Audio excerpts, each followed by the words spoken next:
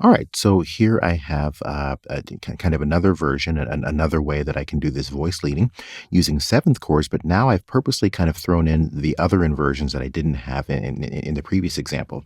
So I've started that off by kind of purposely revoicing my 4/7 chord. So it had been a 4/4/3. I've now revoiced as a 4/6/5 with the third in the bass.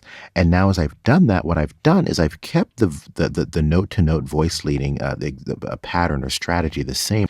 So I'm still going to take my root and my third and sustain those notes into the next chord. I'm still going to take my fifth and my seventh and have those step down into the next chord. But by doing so, a new pattern emerges in terms of the inversions of the seventh chords.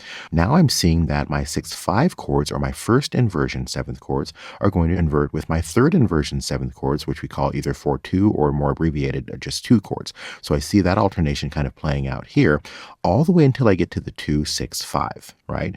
Now, remember, as I said before, when I get to that half diminished 2 chord, I'm often going to go ahead and just go straight to a root position 5 chord. In the last case, it was a 5/7 chord. In this case, just for voice leading purposes, I end up voice leading into a regular old 5 triad, right? And that's just law of the shortest way, right? So the bass steps up into the root, soprano steps down into the root, so we approach that root by contrary motion. I have a common tone in the alto that sustains to become the fifth of the 5 chord. And then the tenor is just a step above my leading tone, so there I go there. And then my 5 can now resolve straight into a 1, just the same way I do when I'm resolving triads. Now remember, for triads, a triad 5 resolving to a 1 chord, my fifth of the 5 chord is going to go ahead and step up into the third of the 1 chord, right? There's another way I could have done this. I could have had my 5 chord become a 7th chord just by changing the behavior of the soprano a little bit. I'm not sure I want to do it in this instance for range purposes, but just for the purposes of illustration, let me show you how I could have done that. So the soprano, which is doubling the bass here, right? It could, kind of take a shorter duration to make room for what we call a passing seventh, right? So it could become a seventh chord kind of after its initial sounding right in there, right? And from there, now I've got a complete 5/7 chord. So I can kind of show that by kind of doing a line here and showing where that passing seventh shows up. And now I can resolve it the same way I resolve any 5/7 chord, right? The chordal seventh, which in this case is now in the soprano, steps down to become the third of the 1 chord. And by the way, you can see why I didn't really want to do this, because that's kind of really stretching the range of the soprano, if not all the way out of it entirely. But in any event, again, just for illustration, okay, I can now take that alto, since it no longer has to cover the third.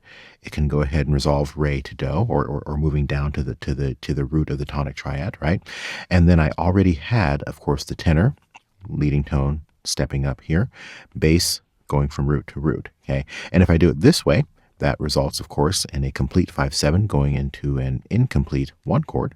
Okay, so what I really wanted you to see was how I can use that voice leading pattern for voice leading between 7th chords in a circle of 5th sequence to show an alternation between first inversion and third inversion 7th. Of course, I need to break the pattern and kind of be a little bit more traditional by the time I get to that 2 to 5 to 1.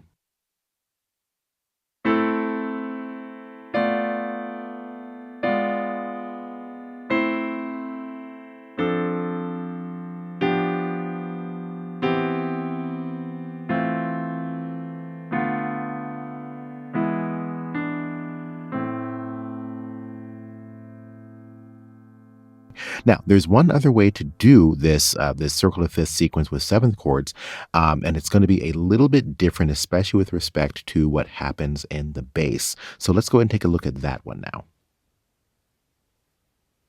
All right, so here I am in the kind of the third way of doing this this sequence with 7th chords, and this, as you can see, involves the use of all root position 7th chords, right?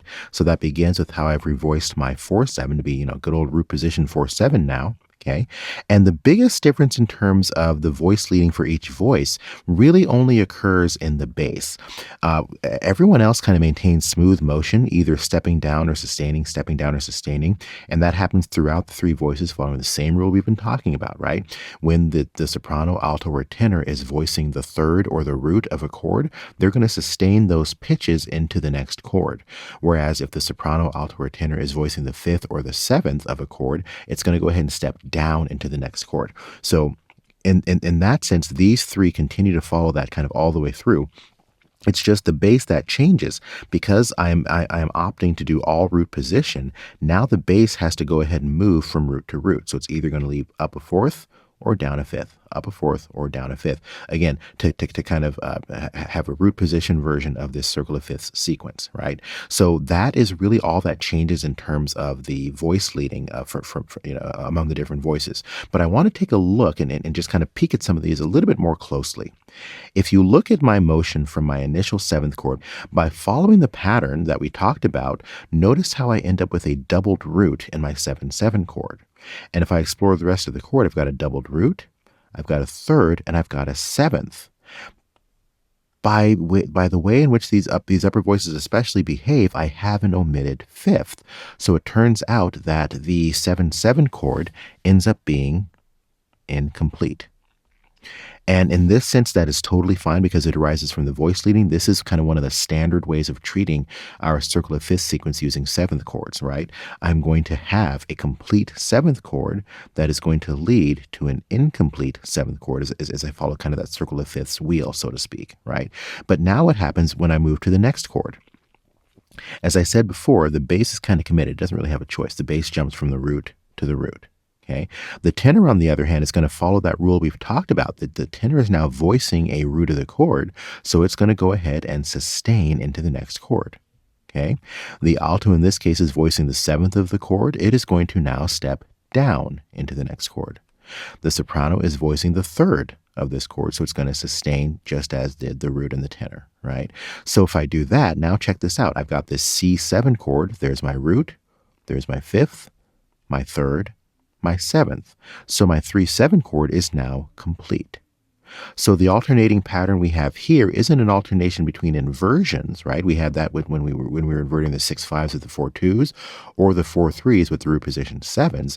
In this case, the inversions are all, well, they're not really inversions at all. It's just all root position.